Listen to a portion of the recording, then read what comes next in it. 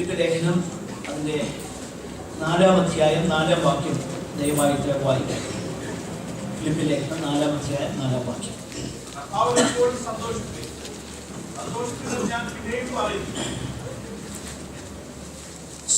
കഴിഞ്ഞ ദിവസം ഫിലിപ്പി ലേഖനത്തിൽ നിന്നും ചിന്തിപ്പാൻ തക്കവണ്ണം ദൈവം നമുക്കിടയാക്കി തീർത്തു.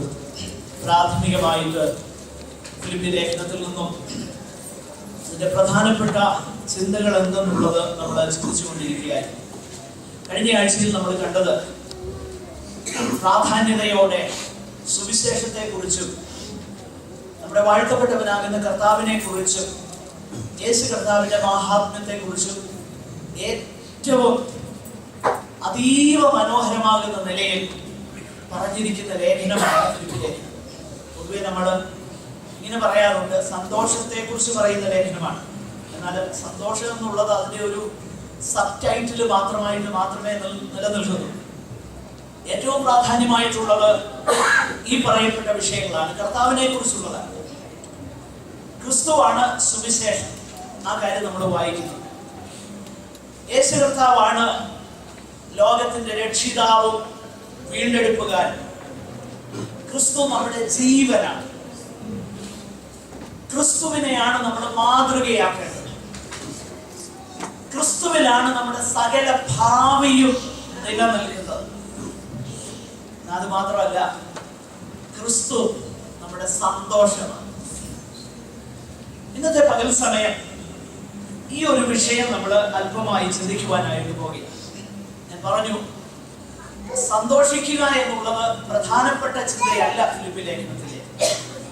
അനേകം പ്രാവശ്യം സന്തോഷത്തെ കുറിച്ച് ആ ലേഖനത്തിൽ റെഫറൻസ് ഉണ്ടെങ്കിൽ സന്തോഷിക്കുക എന്നതിനേക്കാൾ ഉപരിയായി കർത്താവിൽ സന്തോഷിക്കുക എന്നുള്ളതാണ് ഫിലിപ്പി ലേഖനം നമ്മളെ പഠിപ്പിക്കുന്നത്. അതുകൊണ്ട് പ്രധാനപ്പെട്ട ഫോക്കസ് കർത്താവിലാണ്. കർത്താവിൽ ഫോക്കസ് ചെയ്യുമ്പോൾ ഉണ്ടാകുന്ന ഒരു ബൈ പ്രൊഡക്റ്റ് മാത്രമാണ് സന്തോഷം. മനസ്സിലാക്കണേ, സന്തോഷം എന്നുള്ളത് യേശു കർത്താവിൽ നമ്മൾ നമ്മുടെ സകലവും കണ്ടെത്തുമ്പോൾ, പൗലോസിന്റെ ഭാഷയിൽ പറഞ്ഞാൽ, എനിക്ക് ജീവിക്കുന്നത് ക്രിസ്തുവും മരിക്കുന്നത് ലാഭവുമാകും. ഞാൻ ക്രിസ്തുവിനെ നേടേണ്ടതിന്, എല്ലാം ക്രിസ്തു കേന്ദ്രീകൃതമാണ്, അല്ലാതെ സന്തോഷ കേന്ദ്രീകൃതമല്ല ഫിലിപ്പി ലേഖനം. ഞാൻ ക്രിസ്തുവിനെ നേടേണ്ടതിന്, ഞാൻ അവനിൽ ഇരിക്കേണ്ടതിന്, ഞാൻ അവനെ അറിയേണ്ടതിന്. മാത്രമല്ല, പുതിയ നിയമത്തിൽ ഏറ്റവും സമ്പുഷ്ടമാകുന്ന കാർമൻ ക്രിസ്റ്റി എന്ന് തിയോളജിയൻസ് വിളിക്കുന്ന ഫിലിപ്പി ലേഖനം 2-ാം അധ്യായം 5 മുതലുള്ളതാകുന്ന വാക്യങ്ങൾ ഒരു പഴയ കീർത്തനത്തിന്റെ ഭാഗമാണെന്നാണ്. അതിനെക്കുറിച്ച് പിന്നീട് ദൈവം അനുവദിച്ചാൽ നമ്മൾ ചിന്തിക്കും. പല വേദ പഠിതാക്കളും അവകാശപ്പെടുന്നത് ക്രിസ്തുവിനെ കുറിച്ചുള്ളതാകുന്ന ഒന്നിച്ച് ചേർത്ത ഏറ്റവും സമ്പുഷ്ടമാകുന്ന ഉപദേശപരമാകുന്ന ഒരുപാട് ആശയങ്ങൾ കുത്തി നിറച്ചിരിക്കുന്ന ഒരു വേദഭാഗമാണ്. ഞാൻ പറഞ്ഞു വരുന്നത്, പൗലോസിനെ സംബന്ധിച്ചിടത്തോളം സകലവും ക്രിസ്തുവാണ്. എനിക്ക് ജീവിക്കുന്നത് ക്രിസ്തു, മരിക്കുന്നത് ലാഭമാണ്. ഞാൻ ഈ ശരീരത്തിൽ ഇരിക്കുമ്പോൾ എപ്പോഴും എന്നതുപോലെ എല്ലായ്പ്പോഴും ക്രിസ്തു എന്നിൽ മഹിമപ്പെടണമെന്ന് എനിക്ക് ആഗ്രഹമുള്ളൂ. ഞാൻ പ്രതീക്ഷിക്കുകയും പ്രത്യാശിക്കുകയും ചെയ്യുന്നു. എന്റെ ജീവിത സാഹചര്യങ്ങളിലെല്ലാം ക്രിസ്തു എനിക്ക് മതിയായവനാണ്. അതുകൊണ്ട് എന്നെ ശക്തനാക്കുന്നവൻ മുഖാന്തരം ഞാൻ സകലത്തിനും മതിയായവനാകുന്നു. നോക്കുക, സകലവും കർത്താവിൽ ഫോക്കസ് ചെയ്തേക്കുന്നത്. അപ്പോൾ കർത്താവിൽ കൂടെയുള്ള സന്തോഷത്തെ കുറിച്ചാണ് പൗലോസ് പറയുന്നത്. ക്രിസ്തുവിൽ ഒരു ക്രിസ്തു ഭക്തന്റെ സകല ചിന്തയും ആകുമ്പോൾ, കർത്താവിനോടുള്ള ബന്ധത്തിന്റെ അടിസ്ഥാനത്തിൽ, കർത്താവിനോടുള്ള ആഴമാകുന്ന ആ ബന്ധത്തിൽ അവൻ വളരുമ്പോൾ, അവന്റെ ഉള്ളിൽ സാഹചര്യങ്ങൾക്ക് അതീതമായിട്ടുണ്ടാകുന്ന ആനന്ദമാണ് ക്രിസ്തീയ സന്തോഷം എന്ന് നമുക്ക് ദൈവവചന പ്രകാരം മനസ്സിലാക്കുവാൻ കഴിയും. സന്തോഷം എന്ന വിഷയത്തെ കുറിച്ച് നമ്മൾ ഇതിനു മുൻപ് വിസ്തരിച്ച് ചിന്തിച്ചതായതുകൊണ്ട് ആ വിഷയത്തിലേക്ക് ഞാൻ ഇപ്പോൾ പോകുന്നില്ല. അത് ആവർത്തിപ്പാനുള്ള സമയവും നമുക്കില്ല. അത്യാവശ്യം ചില കാര്യങ്ങൾ പറയേണ്ടതായിട്ടുണ്ട്, എങ്കിൽ പോലും ഞാൻ അതിന് തുനിയുന്നില്ല. ഫിലിപ്പി ലേഖനത്തില് സന്തോഷത്തെ കുറിച്ച് രേഖപ്പെടുത്തിയിരിക്കുന്ന ചില കാര്യങ്ങൾ, ചുരുക്കം ചില കാര്യങ്ങൾ, ഒരുപാട് കാര്യങ്ങൾ പറഞ്ഞിട്ടുണ്ട്, ചുരുക്കം ചില കാര്യങ്ങൾ നമുക്ക് ചിന്തിക്കാം. ഒന്നാമതായിട്ട് അതിന്റെ 1-ാം അധ്യായം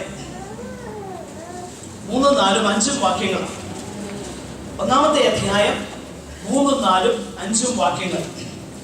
ഞാൻ നിങ്ങൾക്ക് എല്ലാവർക്കും വേണ്ടി കഴിക്കുന്ന സകല പ്രാർത്ഥനയിലും എല്ലായ്പ്പോഴും സന്തോഷത്തോടെ പ്രാർത്ഥിച്ചു. 1-ാം നാൾ മുതൽ ഇതുവരെയും സുവിശേഷ ഘോഷണത്തിൽ നിങ്ങൾക്കുള്ള കൂട്ടായ്മ നിമിത്തം. 6-ാം വാക്യം. ഞാൻ നിങ്ങളെ ഓർക്കുമ്പോഴൊക്കെയും എന്റെ ദൈവത്തിന് സ്തോത്രം ചെയ്യുന്നു. അപ്പോസ്തലനായ പൗലോസ്, ഞാൻ നേരത്തെ ഓർപ്പിക്കുകയുണ്ടായി, എന്റെ സകല ഫോക്കസും കർത്താവിലും അവിടുത്തെ സുവിശേഷത്തിലും. കാരണം സുവിശേഷം എന്നുള്ളത് കർത്താവാണ്. അപ്പൊ കർത്താവിൽ തന്റെ ഫോക്കസ് ആയിരിക്കുന്നത് കൊണ്ട് താൻ സന്തോഷിക്കുന്ന പ്രാഥമികമാകുന്ന ഒരു കാര്യത്തെ കുറിച്ച് താൻ ഇവിടെ പറയുന്നു. എന്താ തന്റെ സന്തോഷത്തിന്റെ ഉറവിടം? അല്ലെങ്കിൽ യാതൊരു ക്രിസ്തു ഭക്തന്റെയും സന്തോഷത്തിന്റെ ഉറവിടം എന്തായിരിക്കണം? വാസ്തവത്തിൽ ദൈവത്തിലുള്ള അവന്റെ സന്തോഷത്തിന്റെ ഉറവിടം എന്തായിരിക്കണം? ഇവിടെ പൗലോസ് പറയുകയാണ്, ഞാൻ നിങ്ങളെ ഓർക്കുമ്പോൾ സന്തോഷത്തോടെ നിങ്ങൾക്ക് വേണ്ടി പ്രാർത്ഥിക്കുന്നു. ഫിലിപ്പിയിലുള്ള വിശുദ്ധന്മാരെ കുറിച്ച് ഓർക്കുമ്പോൾ അവരെ കുറിച്ച് സന്തോഷത്തോടെ ദൈവസന്നിധാനത്തിൽ പ്രാർത്ഥിപ്പാൻ, ആ വിശുദ്ധന്മാരെ കുറിച്ച് ഓർക്കുമ്പോൾ തന്നെ അവർക്ക് വേണ്ടി പ്രാർത്ഥന കഴിക്കുമ്പോൾ തനിക്ക് ഇത്രയധികം സന്തോഷം ഉണ്ടാകുവാനുള്ള കാരണമാണ്. അപ്പോൾ ഈ ലേഖനത്തിന്റെ 1-ാമത്തെ അധ്യായത്തിൽ തന്നെ വാസ്തവത്തിലുള്ള സന്തോഷത്തിന്റെ ഉറവിടം എന്താണെന്നാണ് പൗലോസ് പറയുന്നത്. താൻ പറയുകയാണ്, തന്റെ സന്തോഷത്തിന്റെ കാരണം ഏറ്റവും പ്രാഥമികമായിട്ട് അങ്ങനെ ഭാഗം നിങ്ങൾ ഒന്ന് ശ്രദ്ധിച്ചു. എന്തുകൊണ്ടാണ് ഞാൻ സന്തോഷത്തോടെ നിങ്ങൾക്ക് വേണ്ടി പ്രാർത്ഥിക്കുന്നത്? അതിന്റെ 5-ാം വാക്യം വായിച്ചു. 1-ാം നാൾ മുതൽ ഇതുവരെയും സുവിശേഷ ഘോഷണത്തിൽ നിങ്ങൾക്കുള്ള കൂട്ടായ്മ നിമിത്തം. നോക്കിയ താൻ പറയുകയാണ്, എനിക്ക് നിങ്ങളെ കുറിച്ചുള്ള സന്തോഷത്തിന്റെ, അല്ലെങ്കിൽ ഞാൻ വാസ്തവത്തിൽ സന്തോഷിക്കുന്നതിന്റെ ഒരു കാരണം ഫിലിപ്പിയിലുള്ള ദൈവസഭയുടെ സുവിശേഷ ഘോഷണത്തിലുള്ള പാർട്ട്ണർഷിപ്പ്, അവരുടെ കൂട്ടായ്മ നിമിത്തം. കർത്താവിനെ സ്നേഹിക്കുന്ന ഒരു ഭക്തന് ദൈവനാമം ഉയർത്തപ്പെടുന്നു, സുവിശേഷം വ്യാപിക്കപ്പെടുന്നു, സുവിശേഷം കേട്ട് അനേകര് ദൈവമക്കളായി തീരുന്നു എന്ന് കേൾക്കുന്നിടത്തോളം സന്തോഷം വേറെ ഒന്നുമില്ല. കാരണം നാം നിൽക്കുന്ന ഈ കൃപയുടെ ശ്രേഷ്ഠത നമ്മൾ തിരിച്ചറിയുമ്പോൾ, ചിലരുടെയൊക്കെ കർത്താവിനെ അറിയുവാൻ കാരണമാകുന്നു എന്ന് കേൾക്കുമ്പോൾ ഒരു ഭക്തന്റെ ഹൃദയത്തിൽ സന്തോഷമുണ്ടാകണം. അപ്പോൾ ഫിലിപ്പിയിലുള്ള ദൈവജനത്തെ കുറിച്ച് താൻ സന്തോഷിച്ചതിന്റെ ഒരു കാരണം, ഫിലിപ്പിയരെ, നിങ്ങൾക്ക് സുവിശേഷ ഘോഷണത്തിലുള്ള ആ കൂട്ടായ്മ നിമിത്തമാണ് ഞാൻ നിങ്ങളെ കുറിച്ച് സന്തോഷിക്കുന്നത്. സുവിശേഷ ഘോഷണത്തിൽ കൂട്ടായ്മ കാണിപ്പാൻ ഈ ഫിലിപ്പിയിലുള്ള വിശുദ്ധന്മാർക്ക് ഇടയായി തീർന്നു. ഫിലിപ്പിയിലുള്ള ആ സഭയെ കുറിച്ച് നമ്മൾ ചിന്തിക്കുമ്പോൾ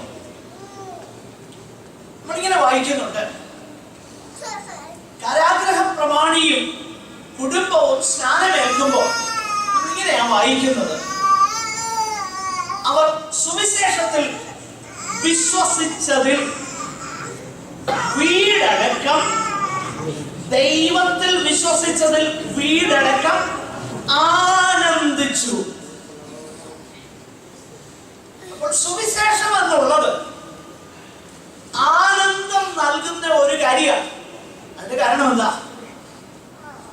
ആനന്ദം തരുന്നതിന്റെ കാരണം അതുവരെ വാസ്തവത്തിലുള്ള ആനന്ദം ഒരു മനുഷ്യൻ അനുഭവിക്കുന്നു.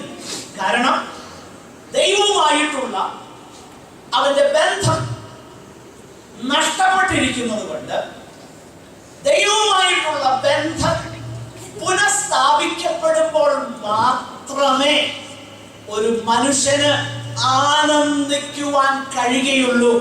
കാരണം ദൈവം മനുഷ്യനെ സൃഷ്ടിച്ചത് തന്റെ സ്വരൂപത്തിലും സാദൃശ്യത്തിലുമാകുന്നു എന്ന് മാത്രമല്ല, മനുഷ്യനിൽ ഒരു ശൂന്യതയും ഒരു ദാഹവും ഒരു വാഞ്ചയുമുണ്ട്. ദൈവത്തിന് മാത്രം തൃപ്തീകരിക്കാൻ കഴിയുന്ന ഒരു വാഞ്ച സകല മനുഷ്യരിലുമുണ്ട്. ദൈവത്തിന് മാത്രം നിറയ്ക്കുവാൻ കഴിയുന്ന ആ ഒരനുഭവത്തിലേക്ക് ഒരു മനുഷ്യൻ കടന്നു വരുമ്പോഴാണ് അവൻ വാസ്തവത്തിൽ ആനന്ദിക്കുന്നത്. ലോകത്തിൽ ഒന്നും ആനന്ദം തരുന്നില്ല. എത്രയോ റിച്ച് ആൻഡ് ഫേമസ് ആയിട്ടുള്ള ആൾക്കാർ, ഭയങ്കര ധനികരും പ്രസിദ്ധരുമായിട്ടുള്ളവർ, അവരുടെ നല്ല യൗവനത്തിൽ ആത്മഹത്യ ചെയ്തു. ഒത്തിരി പേര് നോക്കി നിൽക്കെ റിവോൾവർ എടുത്ത് സ്വയമായിട്ട് വെടിവെച്ച് കൊന്ന ഒരു ധനികനെ കുറിച്ച് കുറച്ച് നാൾ മുമ്പ് ഞാൻ വായിച്ചു. ആ ഫോട്ടോഗ്രാഫുകൾ. ഞാൻ പറഞ്ഞു വരുന്നതിന്റെ താല്പര്യം, ലോകത്തിലുള്ള ഒന്നിനും ആനന്ദം തരാൻ കഴിയത്തില്ല, ഹാപ്പിനെസ് തരാൻ കഴിയും. ഹാപ്പിനെസ് എന്ന് പറഞ്ഞാൽ എന്താ? ചില ഹാപ്പനിങ്സിന്റെ ഫലമായിട്ട് ഉണ്ടാകുന്ന സന്തോഷമാണ് ഹാപ്പിനെസ്. ചിലതൊക്കെ ഇങ്ങനെ സംഭവിച്ചാൽ ഉണ്ടാകുന്ന കാര്യം. എന്നാൽ ആനന്ദം തരുവാൻ ദൈവത്തിന് മാത്രമേ കഴിയുള്ളൂ. അതുകൊണ്ടാണ് മാനം ധനമേ മണ്ണിൻ മഹിമകളൊന്നും ശാന്തിയെ നൽകാതെ, മാനം ധനമേ മണ്ണിൽ മഹിമകളൊന്നും ശാന്തിയെ നൽകാതെ, ദാഹം പെരുകും കണ്ണീരൊഴികെ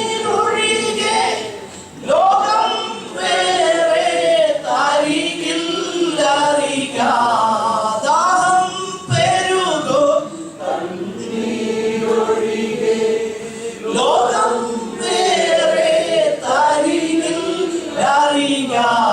ഒന്നേ ഉള്ളെനിക്കാനന്ദമുലകിലെ യേശുവിൻ സന്നിധി അണയുവതേ. ഒന്നേ ഉള്ളെനിക്കാനന്ദമുലകിലെ യേശുവിൻ സന്നിധി അണയുവതേ. ഹല്ലേലൂയ. ആനന്ദം തരുന്ന ഒന്നേ ഉള്ളൂ, സുവിശേഷത്തിൽ വിശ്വസിച്ച് ദൈവമക്കളായി തീരുന്നത് മാത്രം ആനന്ദമാണ്. ഫിലിപ്പിയിലുള്ള വിശുദ്ധന്മാർ ആ ആനന്ദത്തിലേക്ക് കടന്നു വന്നു. അതിന്റെ കാര്യം എന്താ? യേശു കർത്താവിനെ കുറിച്ച് നമ്മൾ വായിക്കുന്നത്, അവിടുത്തെ ജനനത്തെ കുറിച്ച് ദൂതൻ അവരോട് പറഞ്ഞത്, ഭയപ്പെടേണ്ട, സർവ്വജനത്തിനും ഉണ്ടാകുവാനുള്ള മഹാസന്തോഷം ഞാൻ നിങ്ങളോട് അറിയിക്കുന്നു. ക്രിസ്തുവാണ് സുവിശേഷം, ക്രിസ്തുവാണ് മഹാസന്തോഷം. ക്രിസ്തുവിലാകുന്നവൻ ആനന്ദം അനുഭവിക്കാൻ തുടങ്ങുന്നു. ഫിലിപ്പിയിലുള്ള വിശുദ്ധന്മാർ ആനന്ദം അനുഭവിക്കാൻ തുടങ്ങി. പക്ഷെങ്കിൽ ഒരു സ്വീഡിഷ് പ്രോവർബ് ഇങ്ങനെയുണ്ട്: joy, shared joy is double joy. shared sorrow is half sorrow. പങ്കുവെക്കുന്ന സന്തോഷം അത് ഇരട്ടിയായി. നമുക്ക് സന്തോഷമുണ്ട്, നമുക്ക് ആനന്ദമുണ്ട്. എന്നാൽ നമ്മുടെ ആനന്ദം വർദ്ധിക്കാനുള്ള മാർഗം എന്താ? ആനന്ദം വർദ്ധിക്കണമെങ്കിൽ അത് പങ്കുവെക്കുമ്പോൾ അത് വർദ്ധിച്ചോണ്ടിരിക്കും. ഇതെനിക്ക് ഉറപ്പായിട്ട് ഏതെല്ലാം സന്ദർഭങ്ങളിൽ കർത്താവിനെ സാക്ഷീകരിക്കാനുള്ള അവസരം ഭയം കൂടാതെ വിനിയോഗിച്ചിട്ടുണ്ടോ അന്ന് അനുഭവിക്കുന്ന സന്തോഷം ഒന്ന് വേറെ. എന്നാൽ ഏതെല്ലാം സന്ദർഭങ്ങളിൽ അതിനെ ഉപേക്ഷയായി കരുതിയിട്ടുണ്ടോ അന്ന് വലിയ ദുഃഖവും കുറ്റബോധവും തോന്നാറുണ്ട്. ഞാൻ പറഞ്ഞു വരുന്നതിന്റെ താല്പര്യം, ഫിലിപ്പിയിലുള്ള വിശുദ്ധന്മാർക്ക് കർത്താവിൽ സന്തോഷിക്കാനുള്ള ഒരു കാരണം അവരുടെ സുവിശേഷ ഘോഷണത്തിലുള്ള കൂട്ടായ്മയാണ്. എന്തെല്ലാം നിലകളിൽ ഈ കൂട്ടായ്മ അത് ഇൻവോൾവ് ആയിരിക്കുന്നു, ഏതെല്ലാം നിലകളിലാണ് അത് നിലനിൽക്കുന്നത്, അത് ഉൾക്കൊള്ളുന്നത് എന്തൊക്കെയാണ്? ഒന്നാമതായിട്ട് സുവിശേഷ ഘോഷണത്തിലുള്ള കൂട്ടായ്മ എന്ന് പറയുന്നത് ഏറ്റവും പ്രാഥമികമായിട്ട് ഫിലിപ്പിയർ 1:27 ഒരു സെന്റൻസ് ഇങ്ങനെയുണ്ട്: ക്രിസ്തുവിന്റെ സുവിശേഷത്തിന് യോഗ്യമാം വണ്ണം മാത്രം നടപ്പി. ഇപ്പൊ ഒന്നാമത്തെ കാര്യം, നമ്മൾ സുവിശേഷത്തിന് യോഗ്യമാം വണ്ണം നടക്കുക എന്നുള്ളതാണ് സുവിശേഷത്തിലുള്ള നമ്മുടെ കൂട്ടായ്മയുടെ ഒന്നാമത്തെ പടി. സുവിശേഷം പറയുന്നതല്ല ഒന്നാമത്തെ കാര്യം, സുവിശേഷത്തിന് യോഗ്യമാവണ്ണം ജീവിക്കുന്നത് ഒന്നാമത്തെ കാര്യം. ഇരിക്കുന്ന സുവിശേഷം പറയുന്നതാ വലിയ കാര്യം അല്ല. അല്ല, ഒന്നാമത്തെ കാര്യം സുവിശേഷത്തിന് യോഗ്യമാവണ്ണം നടക്കുന്നതാണ്. അതുകൊണ്ടല്ലേ പരിശുദ്ധാത്മാവ് നിങ്ങളുടെ മേൽ വരുമ്പോൾ നിങ്ങൾ സാക്ഷ്യം പറയുമെന്നല്ല പറഞ്ഞിരിക്കുന്നത്, പിന്നെന്താ പറഞ്ഞിരിക്കുന്നത്? സാക്ഷികളാകുമെന്നാണ്. വ്യത്യാസം മനസ്സിലായി എന്നെ ചിന്ത. സാക്ഷ്യം പറയുമെന്നല്ല പറഞ്ഞേക്കുന്നത്, നിങ്ങൾ സാക്ഷികളാകുമെന്നാണ് പറഞ്ഞേക്കുന്നത്. അപ്പോൾ സുവിശേഷത്തിന്റെ കൂട്ടായ്മ, ഹൗ ക്യാൻ വി ഇൻക്രീസ് അവർ ജോയ്? വീണ്ടും ജനിച്ച ഒരു ദൈവവൈതലിന് അവൻ ദൈവത്തിൽ വിശ്വസിച്ചത് കൊണ്ട് അവനിൽ ആനന്ദമുണ്ട്. എന്നാൽ എന്റെ സഹോദരങ്ങളെ, ആനന്ദം വർദ്ധിക്കാനുള്ള ഒന്നാമത്തെ സ്റ്റെപ്പ് സുവിശേഷത്തിന് നമ്മൾ പങ്കുകാരാകുക എന്നുള്ളതാണ്. അതിന്റെ ഒന്നാമത്തെ സ്റ്റെപ്പ് സുവിശേഷത്തിന് യോഗ്യമാവണ്ണം നടക്കുക എന്നുള്ളതാണ്. 2, നാം സുവിശേഷം പങ്കുവെക്കുന്നവരാണ്. 3, ഇതേ ലേഖനത്തിൽ നമ്മൾ വായിക്കുന്നുണ്ട്, സുവിശേഷ ഘോഷണത്തിലുള്ള അവരുടെ പങ്കിനെ കുറിച്ച് പൗലോസ് എഴുതുന്നു. ഫിലിപ്പി ലേഖനം 4:14-15 വാക്യങ്ങൾ പെട്ടെന്ന് വായിച്ചു.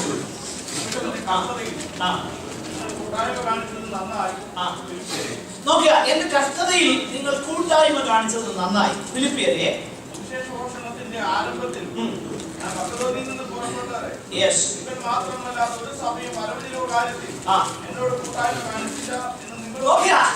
അപ്പോൾ സുവിശേഷ ഘോഷണത്തിന്റെ കൂട്ടായ്മ എന്ന് പറഞ്ഞാൽ എന്തൊക്കെയാണ്? 1, സുവിശേഷത്തിന് യോഗ്യമാവണ്ണം നടക്കുക. 2, സുവിശേഷത്തിന് നമ്മളാവോളം സാക്ഷ്യം വഹിക്കുക. 3, സുവിശേഷ ഘോഷണത്തിന് നമ്മെ ദൈവം ഏൽപ്പിച്ച ഭൗതികമാകുന്ന അനുഗ്രഹങ്ങളെ നമ്മൾ ആവോളം സുവിശേഷ ഘോഷണത്തിന് വേണ്ടി പങ്കിടുക. ഏതെല്ലാം നിലകളിൽ നമുക്ക് പങ്കിടാൻ കഴിയുമോ? നാം ഒരു കാര്യം മനസ്സിലാക്കണം, നാം ഒത്തിരി കൂട്ടി വെക്കുന്നതിലല്ല സന്തോഷം. വാങ്ങുന്നതിനേക്കാൾ കൊടുക്കുന്നത് ഏറെ ഭാഗ്യമെന്ന് നാം മനസ്സിലാക്കണം. ഇത് പറയുമ്പോൾ ഞാൻ എന്നിലേക്ക് വിരൽ ചൂണ്ടാൻ ആഗ്രഹിക്കുന്നില്ല, പക്ഷെങ്കിൽ അത് വിശ്വസ്തയോടെ ഈ പറയുന്ന വാക്കിന് സാക്ഷ്യം വഹിക്കണമെന്ന ഒരു ആഗ്രഹവും പ്രാർത്ഥനയും എനിക്കുണ്ട്. അത് പറഞ്ഞ് ഞാൻ പോട്ടെ. ഞാൻ പറയുന്നത് താല്പര്യം, നിശ്ചയമായിട്ടും ദൈവം നമ്മെ ഏൽപ്പിക്കുന്ന ഭൗതിക നന്മ കൊണ്ട് സുവിശേഷ ഘോഷണത്തിന് നമുക്ക് പങ്കുകാരായി തീരുവാൻ കഴിയും. പൗലോസ് പറയുകയാണ്, 1-ാം നാൾ മുതൽ സുവിശേഷ ഘോഷണത്തിൽ നിങ്ങൾക്കുള്ളതാകുന്ന ആ പങ്കിനെ കുറിച്ച് ഓർക്കുമ്പോൾ ഞാൻ സന്തോഷത്തോടെ ദൈവത്തിന് സ്തോത്രം ചെയ്യുകയാണ്. അപ്പോൾ ദൈവഭക്തരുടെ സന്തോഷത്തിന്റെ ഒരു കാരണം സുവിശേഷത്തിന്റെ വ്യാപനമാണ്. മറ്റൊരു കാരണം, പെട്ടെന്ന് ഞാൻ മുൻപോട്ട് വരട്ടെ, മറ്റൊരു കാരണം, ക്രിസ്തു പ്രസംഗിക്കപ്പെട്ടാൽ ഒരു ഭക്തന് സന്തോഷിക്കാൻ വകയില്ല. 1-ാം അധ്യായം അതിന്റെ 18-ാമത്തെ വാക്യം, chapter 1 and verse 18.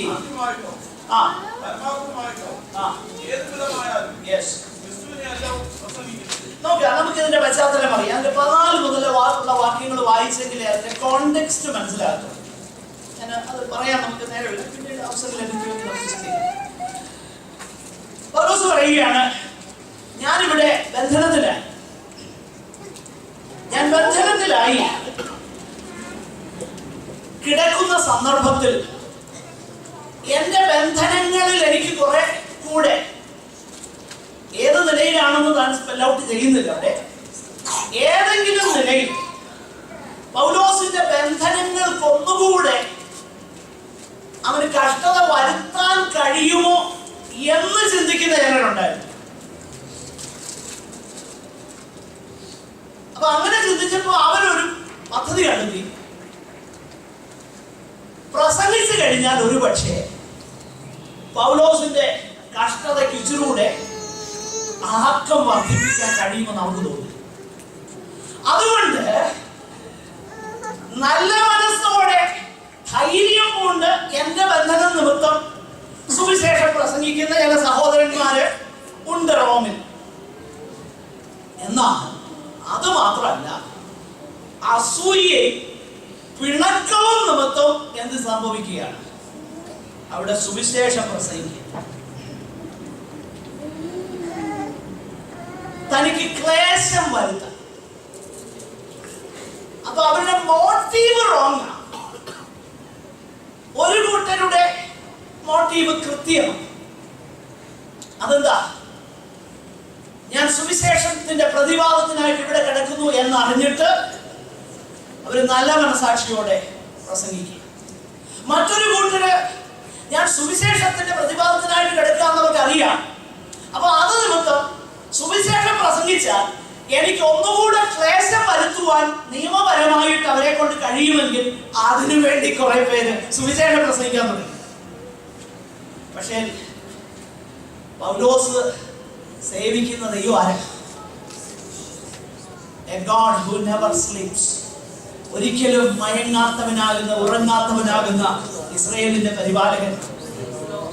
എന്തിനേറെ, പിശാചിന്റെ പ്രവൃത്തികൾ പോലും തന്റെ ഇഷ്ടം നിവർത്തിപ്പാൻ ആത്യന്തികമായി ഉപയോഗിക്കുന്ന ദൈവം തമ്പുരാൻ. അസൂയയും പിണക്കവും നിമിത്തം ചിലർ പ്രസംഗിച്ചപ്പോ എന്റെ ഭക്തന്റെ ഉള്ളിൽ അതിനെക്കുറിച്ച് ഒരു പരിഭവമല്ല കൊടുത്തത്, ദൈവത്തിന്റെ പരിശുദ്ധാത്മാവിനാൽ ഒരു സന്തോഷം കൊടുത്തു. എന്താ സന്തോഷം? നാട്യമായിട്ടാകട്ടെ, പരമാർത്ഥമായിട്ടാകട്ടെ, ക്രിസ്തുവിനെയാണോ പ്രസംഗിക്കുന്നത് എങ്കിൽ ഞാൻ സന്തോഷിക്കും. എന്റെ പ്രിയരെ, നാം ഒരു കാര്യം മനസ്സിലാക്കണം. നാം നമ്മെ തന്നെയല്ല പ്രസംഗിക്കേണ്ടത്, മനുഷ്യനെ അല്ല പുകഴ്ത്തേണ്ടത്. ജഡത്തെ പുകഴ്ത്തുന്ന കേൾക്കുമ്പോൾ ഉള്ളിൽ അറപ്പ് തോന്നും. എന്നാൽ ക്രിസ്തു ഉയർത്തപ്പെടുന്നത് കാണുമ്പോൾ ഉള്ളിൽ ആനന്ദം തോന്നുന്ന ഒരു ഭക്തന്. പല മീറ്റിങ്ങുകൾക്ക് ചെന്നാൽ ഇൻട്രൊഡക്ഷൻ കഴിയുമ്പോൾ വീട്ടിൽ പോകാമെന്ന് തോന്നും. കാരണം ഇവരെത്ര മഹാനെന്നാണ് പറയുന്നത്. പ്രസംഗിക്കാൻ പോകുന്നയാൾ ആരും മഹാനല്ല. മഹാനായിട്ട് ഒരുവനേ ഉള്ളൂ, അത് യേശുക്രിസ്തു മാത്രമാ. ബാക്കിയുള്ളവര് സേവകരാ. ആ നാമം എടുക്കാൻ ഭാഗ്യം ലഭിച്ചു എന്ന് മാത്രമേ ഉള്ളൂ. അതുകൊണ്ട് മനുഷ്യനാണ് ഉയർത്തപ്പെടേണ്ടത്, ക്രിസ്തുവാ ഉയർത്തപ്പെടേണ്ടത്. ക്രിസ്തു ഉയർത്തപ്പെടുമ്പോൾ സന്തോഷം ഉള്ളിലുണ്ടാകും. അപ്പൊ ക്രിസ്തുവിനെ പ്രസംഗിക്കുമ്പോൾ സന്തോഷം ഉണ്ടാകും. കാരണം പൗലോസ് റോമിലേക്ക് വന്നത് ക്രിസ്തുവിനെ കുറിച്ച് കേട്ടിട്ടില്ലാത്തവർ കാണും. ആകയാൽ അവനെ കുറിച്ച് അറിയുന്നവരുടെ ഇടയിലല്ല, അവനെ കുറിച്ച് കേട്ടിട്ടില്ലാത്തവരുടെ ഇടയിൽ അത്ര സുവിശേഷം പ്രസംഗിപ്പാൻ ഞാൻ ആഗ്രഹിക്കുന്നു. റോമാലേഖനം 15-ാം അധ്യായം 23-ാം വാക്യത്തിൽ നമ്മൾ വായിക്കുന്നു. അപ്പോൾ റോമിലേക്ക് വരാൻ കാരണമായി തീർന്നത് ഈ താല്പര്യത്തിലാണ്. പക്ഷേ വന്നു കഴിഞ്ഞത് എങ്ങനെയാ? അങ്ങനെ പ്രസംഗിക്കാനുള്ള സ്വാതന്ത്ര്യത്തിലല്ല വന്നത്. പക്ഷെ ഇപ്പൊ എങ്ങനെയാ? ബന്ധനസ്ഥനായിട്ടാ വന്നത്. ബന്ധനസ്ഥനായിട്ട് വന്നു എങ്കിലും ബന്ധനത്തിൽ കിടക്കുമ്പോ ക്രിസ്തു പ്രസംഗിക്കപ്പെടുന്നു എന്ന് കേട്ടപ്പോൾ ഭക്തൻ സന്തോഷിക്കുകയാണ്. ബന്ധനങ്ങൾ ഒരു മനുഷ്യന് ദുഃഖം വരുത്തുമ്പോൾ ക്രിസ്തു ഭക്തന് ക്രിസ്തു നിമിത്തമുള്ള ചങ്ങലകൾ ദുഃഖമല്ല, അത് സന്തോഷമാണ്. അതുകൊണ്ടാണ് ക്രിസ്തു പ്രസംഗിക്കപ്പെടുന്നു എന്നറിയുമ്പോൾ സന്തോഷിപ്പാനായിട്ട് കഴിയുന്നത്. പ്രിയമുള്ളവരെ, അനേക സന്തോഷത്തെക്കുറിച്ച് നമ്മൾ പിന്നീട് വായിക്കുന്നുണ്ട്. അതിന്റെ 2-ാമത്തെ അധ്യായത്തിലേക്ക് വരുമ്പോൾ ഞാൻ പെട്ടെന്ന് വായിച്ച് അവസാനിപ്പിക്കാം. അതിന്റെ 1-2 വാക്യങ്ങൾ. ക്രിസ്തുവിൽ വല്ല പ്രബോധനവും ഉണ്ടെങ്കിൽ, സ്നേഹത്തിന്റെ വല്ല ആശ്വാസവും ഉണ്ടെങ്കിൽ, ആത്മാവിന്റെ വല്ല കൂട്ടായ്മയുണ്ടെങ്കിൽ, വല്ല ആർദ്രതയും മനസ്സലിവും ഉണ്ടെങ്കിൽ, നിങ്ങൾ ഏക മനസ്സുള്ളവരായി ഏക സ്നേഹം കൊണ്ട് ഐകമത്യപ്പെട്ട് ഏകഭാവമുള്ളവരായി ഇങ്ങനെ എന്റെ സന്തോഷം പൂർണ്ണമാക്കുവിൻ. 1-ാമത്തെ സന്തോഷം സുവിശേഷ ഘോഷണത്തിന്റെ പങ്കിലുള്ള സന്തോഷം. 2-ാമത്തെ സന്തോഷം ക്രിസ്തു പ്രസംഗിക്കപ്പെടുന്നു എന്നതിന്റെ സന്തോഷം. 3-ാമത്തെ സന്തോഷം ദൈവസഭയുടെ സ്നേഹ കൂട്ടായ്മ ബന്ധത്തിലുള്ള സന്തോഷം. പ്രിയരെ, ഇതൊക്കെയാണ് നമ്മുടെ സന്തോഷത്തിന്റെ ഉറവിടങ്ങൾ. ദൈവമക്കൾ തമ്മിലുള്ള കൂട്ടായ്മ ബന്ധത്തിന്റെയും ക്ഷമിപ്പാനും സഹിപ്പാനും ഒരുവനെ മറ്റുള്ളവനെ വേറൊരുവൻ തന്നേക്കാൾ ശ്രേഷ്ഠനെന്ന് എണ്ണുന്നതും നാം ഒരപ്പച്ചന്റെ മക്കളാണെന്നും ഒരു കുടുംബത്തിലെ അംഗങ്ങളാണെന്നും നമ്മുടെ ബന്ധം നിത്യതയിൽ വരത്തുടരുന്നതാണെന്നും ലോകത്തിലുള്ള സകല ബന്ധങ്ങളെക്കാളും വലുത് ക്രിസ്തുവിൽ കൂടെയുള്ളതാകുന്ന ബന്ധമാണെന്നും തിരിച്ചറിഞ്ഞിട്ട് കർത്താവിനോടുള്ള സ്നേഹത്തിൽ സഹോദര വർഗത്തോടുള്ള കൂട്ടായ്മ ബന്ധത്തിൽ ഒരു സന്തോഷമുണ്ട്. ആ സന്തോഷത്തെ കുറിച്ച് പറയുകയും പിന്നെയും താഴോട്ട് വരുമ്പോൾ 2-ാമത്തെ അധ്യായത്തിൽ അതിന്റെ 29-30 വാക്യങ്ങളിൽ എപ്പഫ്രാദിത്തോസിനെ നിങ്ങൾ പൂർണ്ണ സന്തോഷത്തോടെ കൈക്കൊള്ളുവിൻ എന്നിട്ട് പറയുകയാണ്, ഇങ്ങനെയുള്ളവരെ ബഹുമാനിപ്പിൻ. എനിക്ക് വേണ്ടിയുള്ള നിങ്ങളുടെ ശുശ്രൂഷയുടെ പുറപ്പെടുപ്പാനല്ലോ അവൻ തന്റെ പ്രാണനെ പോലും കരുതാതെ ക്രിസ്തുവിന്റെ വേദനിമിത്തം മരണത്തോളം ആയിപ്പോയത്. സ്തോത്രം. ആ സഹോദരനെ കൈക്കൊള്ളുവാനും അവന് ശുശ്രൂഷകൾ ചെയ്യുന്നതിൽ നിങ്ങൾ പൂർണ്ണ സന്തോഷത്തോടെ അത് ചെയ്യുവിൻ. ആതിഥ്യ മര്യാദയുടെ, ആ സ്നേഹ കൂട്ടായ്മയുടെ, മറ്റുള്ള സഹോദരന്മാരെ ശുശ്രൂഷിക്കുന്നതിനാലുള്ള സന്തോഷം, പൂർണ്ണ സന്തോഷത്തോടെ അവനെ കൈക്കൊള്ളുവിൻ. അവസാനമായിട്ട് 4:10 നാം മുമ്പേ വായിച്ചതാകുന്ന ആ വേദഭാഗം പൗലോസ് ഇങ്ങനെ പറയാ, നിങ്ങൾ പിന്നെയും എനിക്ക് വേണ്ടി വിചാരപ്പെടാൻ തുടങ്ങിയതിനാൽ ഞാൻ കർത്താവിൽ സന്തോഷിച്ചു. മുൻപേ തന്നെ നിങ്ങൾക്ക് വിചാരമുണ്ടായിരുന്നു, എങ്കിലും അവസരം കിട്ടിയില്ല. തനിക്ക് താൻ ബന്ധനസ്ഥിലായിരുന്നപ്പോൾ ഫിലിപ്പിയിലുള്ള ആ സഹോദരങ്ങൾ തന്നെ ഓർക്കുന്നു, തന്നെ കരുതുന്നു എന്നൊക്കെയുള്ളത് ഓർത്ത് കഴിഞ്ഞപ്പോൾ തൻ്റെ ഉള്ളിൽ സന്തോഷമുണ്ടാകില്ല. ഈ സഹോദരന്മാരെ കുറിച്ച് നമ്മൾ വായിക്കുന്നത് കൊരിന്ത്യർ ലേഖനത്തിൽ 2 കൊരിന്ത്യർ 8-ാം അധ്യായത്തിൽ നമ്മൾ വായിക്കുന്നുണ്ട്. മക്കെദോന്യ സഭകൾക്ക് ലഭിച്ച ദൈവകൃപ ഞങ്ങൾ നിങ്ങളോട് അറിയിക്കുന്നു. അവർ കഷ്ടത എന്ന കഠിന ശോധനയിലായിരുന്നിട്ടും അവരുടെ സന്തോഷ സമൃദ്ധിയും മഹാദാരിദ്ര്യവും ധാരാളം ഔദാര്യം കാണിപ്പാൻ കാരണമായി. പ്രിയമുള്ളവരെ, ദൈവമക്കളുടെ ആനന്ദം എന്താ? ലോകത്തിന്റെ ആനന്ദം പോലെയല്ല. സ്തോത്രം. ലോകത്തിന്റെ ആനന്ദം സാഹചര്യങ്ങൾക്ക് അധിഷ്ഠിതമായി നിൽക്കുമ്പോൾ ദൈവമക്കളുടെ ആനന്ദം കർത്താവിലുള്ള ആനന്ദമാണ്, ക്രിസ്തുവിലുള്ള ആനന്ദമാണ്. ക്രിസ്തുവിലൂടെ ആ സകലവും. ഹല്ലേലൂയ. ഇത്ര വലിയ സന്തോഷം ദൈവം നമ്മുടെ ഹൃദയത്തിൽ തന്നതോർത്ത് നമുക്ക് ദൈവത്തിന് സ്തോത്രം ചെയ്യാം. മാത്രമല്ല നമ്മുടെ ആനന്ദം ദിവസം കഴിയുന്തോറും വർദ്ധിച്ചു വരത്തക്കവണ്ണം നാം കേട്ടതാകുന്ന തിരുവചനങ്ങൾ നമ്മുടെ ജീവിതത്തിൽ നമുക്ക് അനുസരിപ്പാനായി ദൈവസന്നിധാനത്തിൽ നമ്മെ തന്നെ ഏൽപ്പിക്കാം. ഈ വചനങ്ങളാൽ ദൈവം നമ്മെ അനുഗ്രഹിക്കട്ടെ. സഹോദരന്മാർക്ക് ദയവായി പ്രാർത്ഥിച്ച് അവസാനിപ്പിക്കാം.